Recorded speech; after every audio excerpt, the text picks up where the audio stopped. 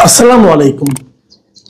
প্রিয় দর্শক, শেখ হাসিনা তার তৎকালীন স্বরাষ্ট্রমন্ত্রী আসাদুজ্জামান খান কামাল এদের মৃত্যুদণ্ডাদেশ হওয়ার পর মানে 24-এর যে গণ অভ্যুত্থান, সেই গণ অভ্যুত্থানে যে গণহত্যা, নির্বিচারে হত্যা এবং নির্বিচারে গুলি করা যে ঘটনাগুলি ঘটেছিল, তার প্রেক্ষিতে যে বিচার হয়েছিল আন্তর্জাতিক অপরাধ ট্রাইব্যুনালে, সেই ট্রাইব্যুনালে গতকালকে যে রায় হয়েছিল, যে রায়ে শেখ হাসিনাকে মৃত্যুদণ্ড দেওয়া হয়েছিল, আসাদুজ্জামান খান কামালকেও মৃত্যুদণ্ড দেওয়া হয়েছিল, সেটা নিয়ে আমরা কালকে একটা আলোচনা করেছিলাম এবং সেখানে আমরা বলেছিলাম যে বিভিন্ন আন্তর্জাতিক মিডিয়া এটাকে কিভাবে মূল্যায়ন করছে, কিভাবে প্রকাশ করছে।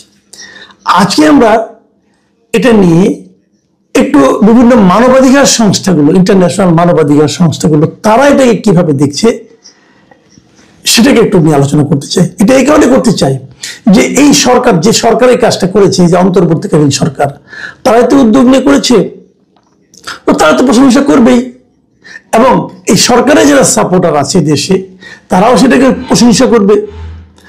কিন্তু আন্তর্জাতিকভাবে যারা বাইরে থেকে দেখছে, তারা এটাকে কিভাবে মূল্যায়ন করছে সেটাও কিন্তু আমাদের জন্য জরুরি। কারণ আমরা জানি একটা সরকার কখনো একা একা পৃথিবীতে বাস করতে পারবে না, তাদেরকে সবাইকে নিয়েই চলতে হবে, সকলের মতামতকে তার বিবেচনায় নিতে হবে। বিভিন্ন আন্তর্জাতিক সংস্থা যেগুলো আছে, মানবাধিকার সংস্থা, এই সংস্থাগুলো আমরা দেখেছি যে শেখ হাসিনা যখন ক্ষমতায় ছিলেন তখন তাদের বিভিন্ন কর্মকাণ্ডে তারা সমালোচনা করত এবং যখন সমালোচনা করত তখন সরকারের পক্ষ থেকে বলা হতো যে এই প্রতিষ্ঠানগুলো আসলে বিরোধী দলের হয়ে ওকালতি করছে। কেউ কেউ এমনও বলতো যে বিএনপি জামাতের টাকা খেয়ে তারা এই কাজগুলি করছে, এই সমস্ত বিবৃতি দিচ্ছে। তো এখন তো সেরকম বলার কিছু নেই, এখন তো বিএনপি জামাত তো আর টাকা দেওয়ার কোনো প্রশ্ন ওঠে না, আওয়ামী লীগ তো দেশের বাইরে আছে। এখন এই সরকার কি বলবে? আমরা সবসময় দেখি সরকারে যখন কেউ সমালোচনা করে, সরকারও সেটার এমন এমন সব যুক্তি দেয় যে যুক্তি শুনলে সাধারণ মানুষ একটু কৌতুক অনুভব করে। তো এই সরকার এখনো কিছু বলছে না, এখন আমরা পাইনি, কারণ মাত্র তারা আজকেই তাদের আমরা কিছু রিয়েকশন পেলাম। আমরা সেই রিয়েকশন গুলো নিয়ে একটা কথা বলবো। পাশাপাশি এই যে আন্তর্জাতিক অপরাধ ট্রাইব্যুনাল যে বিচারটা করলো, সেই বিচারেরও একটা মৌলিক বিষয় নিয়ে আমি একটু কথা বলতে চাই। আমি শুরুতে একটা কথা বলে রাখি, আমি কিন্তু শেখ হাসিনার কৃত অপরাধকে ছোট করে দেখানোর চেষ্টা করছি না। আমি শেখ হাসিনার অপরাধের জন্য ওনার এবং ওনার সরকারের যারা দায়িত্বপ্রাপ্ত ছিল তাদের বিচার না হোক এটাও বলছি না। আমি অবশ্যই তাদের একটা দৃষ্টান্তমূলক বিচার চাই, কিন্তু পাশাপাশি আমি এটাও চাই যে এমন একটা বিচার হোক যে বিচার নিয়ে যেন পরবর্তী সময়ে কোনো ধরনের প্রশ্ন না ওঠে, এটাও আমি চাই। অপরাধ অপরাধী, কিন্তু সে অপরাধ নিয়ে যদি, অপরাধের বিচার করতে গিয়ে যদি আপনি রাজনীতিকে ঢুকিয়ে ফেলেন, রাজনীতিকে মিশিয়ে ফেলেন, পরে কি হয়? পরে সেই অপরাধে যখন পরবর্তী সময় আলোচনা হয়, সেই বিচার নিয়ে যখন পরবর্তী সময় আলোচনা হয়, তখন কিন্তু বিচারটা হালকা হয়ে যায়, তখন অপরাধটা যে হয়েছিল সেটাও মানুষ ভুলে যায়। আমি একটা এক্সাম্পল দিয়ে বলি আগে আপনাদেরকে। দেখুন, 21 আগস্ট গ্রেনেড হামলা, অথবা ধরুন 10 ট্রাক অস্ত্র উদ্ধার, এগুলি বিএনপি আমলে হয়েছিল এবং সেগুলো নিয়ে বিচার হয়েছে, নানা ধরনের তদন্ত হয়েছে এবং তারপর বিচারে যে রায়টা হয়েছিল, সেই রায়টার মধ্যে কি কিছুই রাজনীতি ছিল না? আওয়ামী লীগ আমলে যে রায়টা হয়েছিল আমার বিবেচনায় ছিল, অনেক কিছুই ছিল যেখানে বাড়াবাড়ি ছিল। তার ফলে কি হলো? ওই যে বাড়াবাড়ি ছিল, ওই যে রাজনীতি ঢুকে পড়েছিল, তার কারণে যখন এই সরকার আসলো তারা কিন্তু এই মামলাগুলিকে সব মামলা খারিজ করে দিল, সব আসামি মুক্তি পেয়ে গেল। তাহলে কি অপরাধটা ঘটেনি? তাহলে কি 21 আগস্ট ওখানে গ্রেনেড ফোটেনি? তাহলে কি দেশে 10 ট্রাক অস্ত্র আসেনি? ওগুলি কি কেউ অপরাধের সঙ্গে জড়িত ছিল না? কি হলো যে আপনার রাজনীতি করার কারণে, প্রকৃত মামলার সঙ্গে রাজনীতি ঢুকিয়ে দেওয়ার কারণে প্রকৃত আসামিরাও কিন্তু মুক্তি পেয়ে গেল। এটা ঠিক না। তো এবারও যেন সেরকম কিছু না হয়, সেই বিষয়গুলো নিয়ে আমরা একটু কথা বলতে চাই। আমি ছোট করে বলি, আমি দুটো সংগঠনের কথা বলবো। আর একটা হলো জাতিসংঘের মানবাধিকার বিষয়ক হাই কমিশনার, মানে OHCHR, এরা কি বলেছে, আর বলবো একই সঙ্গে অ্যামনেস্টি ইন্টারন্যাশনাল কি বলেছে সেটা নিয়ে আমরা একটু আলোচনা করতে চাই।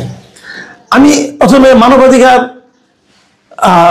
হাই কমিশনার যেটা আছে মানবাধিকার বিষয়ক হাই কমিশন, তারা কি বলেছে তাদের বক্তব্যটা আমি একটু আপনাদের পড়ে শোনাই, তারপরে একটু ব্যাখ্যা করবো। তারা বলেছে, যেহেতু এই বিচার প্রক্রিয়ার কার্যক্রমের বিষয়ে আমরা অবগত ছিলাম না, তাই আমরা সব জবাবদিহিতামূলক কার্যক্রম, বিশেষ করে আন্তর্জাতিক অপরাধের অভিযোগগুলো যেন প্রশ্নাতীতভাবে যথাযথ প্রক্রিয়া ও ন্যায় বিচারের আন্তর্জাতিক মানদণ্ড পূরণ করে সেজন্য ধারাবাহিকভাবে বলে এসেছি।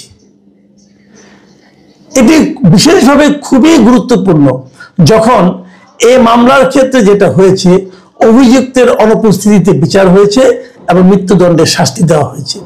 মানে আমি এটা ওরা ইংরেজিতে দিয়েছে, কিন্তু আমি অনুবাদটা নিয়েছি প্রথম আলো থেকে। আমি বাংলাদেশে যারা অনুবাদ করে বিভিন্ন আন্তর্জাতিক সংস্থা থেকে, তার মধ্যে মিডিয়া হিসেবে প্রথম আলো অনুবাদটাকে আমি অধিকতর গ্রহণযোগ্য বলে মনে করি বলে ওদের কাছ থেকে নিয়েছি।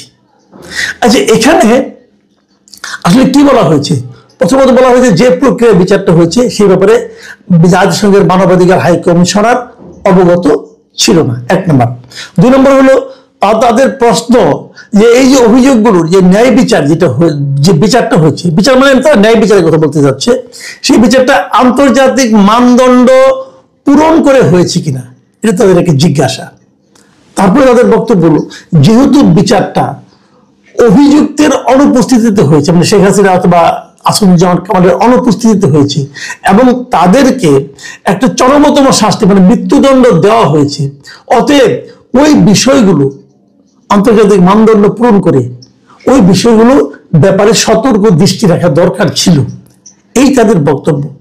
আর পাশাপাশি এই কমিশনার, এই মানবাধিকার বিষয়ক যে কমিশন হাই কমিশনার আছেন ফলকার তুর্ক, এই নামটা আমার সঙ্গে আমরা খুব পরিচিত। আমরা গত সরকারে আমরা দেখেছি ফলকার তুর্ক নানা বিষয়ে কথাবার্তা বলে।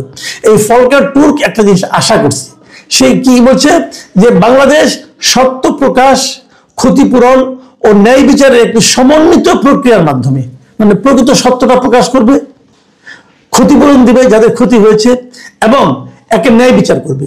এর সমন্বিত প্রক্রিয়া যদি করতে পারে তাহলে কি হবে, জাতীয় ঐক্য ও ক্ষত কাটিয়ে ওঠার দিকে এগিয়ে যাবে। মানে যদি এই 3টা কাজ তারা করতে পারে, মানে প্রকৃত সত্যটা প্রকাশ করবে, ক্ষতিগ্রস্তদেরকে ক্ষতিপূরণ দেবে এবং একে ন্যায় বিচার সম্পন্ন করবে, কেবল তাহলেই বাংলাদেশ একটা জাতীয় ঐক্যের দিকে অগ্রসর হতে পারবে এবং ক্ষত কাটিয়ে উঠতে পারবে। আমরা কি জাতীয় ঐক্যের দিকে যাচ্ছি? আমরা কি ক্ষতিপূরণটা দিতে পেরেছি পর্যন্ত? তাহলে কিভাবে হবে? খালি একজনকে ফাঁসি দিলাম, 3 জনকে যাবজ্জীবন দিলাম, অমুক করলাম তমুক করলাম, এতেই কিন্তু ন্যায় বিচার প্রতিষ্ঠা হয় না। এদের দ্বারা যারা ক্ষতিগ্রস্ত হলো তাদেরকে আমরা ক্ষতিপূরণ দিতে পেরেছি? 2 দিন পর পর তাদের মিছিল করতে দেখি আমরা, আবার ওখানে অন্য লোককে ঢুকে পড়তে দেখি আমরা, এটাও তো দেখি। কাজে সেগুলিও কিন্তু বড় প্রশ্ন। আর জাতীয় ঐক্যটা যে কত জরুরি এটা কিন্তু ফলকার তুর্কের এই কথা থেকে বোঝা যাচ্ছে। আমরা কি জাতিকে ঐক্যবদ্ধ করতে পারছি নাকি আরো বেশি বিভক্ত করে ফেলছি? এগুলো কিন্তু আমাদেরকে মাথায় রাখতে হবে।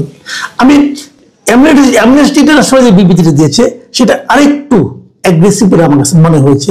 যারা ভুক্তভোগী তাদের ন্যায় বিচার নিশ্চিত হয়নি বলে শিরোনামে বলা হয়েছে, কিন্তু নিউজটা শুরুটা করা হয়েছে এভাবে যে ক্ষমতাচ্যুত প্রধানমন্ত্রী শেখ হাসিনা ও সাবেক স্বরাষ্ট্রমন্ত্রী আসাদুজ্জামান খানের বিচার সুষ্ঠু ও ন্যায়সঙ্গত কোনোটি হয়নি বলে মনে করে যুক্তরাজ্য ভিত্তিক মানবাধিকার সংস্থা অ্যামনেস্টি ইন্টারন্যাশনাল। মানে তারা মনে করে যে এই বিচারটাই সুষ্ঠু হয়নি এবং ন্যায়সঙ্গত হয়নি, এই দুটোর কোনোটাই হয়নি। তাহলে এই বিচারটা কি বিচার হলো? দেখুন, এই প্রশ্নটা কিন্তু আমার না। হয়তো ভাববেন যে তুমি তো ভাই একটা দল করো, ও তুমি তো এটা পক্ষ নিচ্ছ, ও তুমি তো সরকারের বিরোধিতা করো, সরকার যা করে সেটাই তোমার বিরোধিতা করো। কাজে আমার বাদ দেন, আমি বলছি না, এটা কিন্তু অ্যামনেস্টি ইন্টারন্যাশনাল বলেছে। এবং অ্যামনেস্টি ইন্টারন্যাশনালের বিভিন্ন বিবৃতিকে কিন্তু আমরা ইউনিসের পক্ষে যখন বিবৃতি আসতো, যখন বিএনপির পক্ষে বিবৃতি আসতো, যখন জামাতের পক্ষে বিবৃতি আসতো, তখন কিন্তু আমরা শেখ হাসিনা গভর্নমেন্টকে সমালোচনা করতাম যে অ্যামনেস্টি ইন্টারন্যাশনাল শেখ হাসিনা বলে সঠিক বিবৃতি দিত, আর এখন বেঠিক দেয় তা তো বলা যাবে না, তা বলা ঠিকও হবে না। তো কিন্তু তারা কিন্তু বলছে যে বিচারটা সুষ্ঠু হয়নি, ন্যায়সঙ্গত হয়নি। কেন হয়নি? তারা অনেকগুলো কথা কিন্তু বলেছে।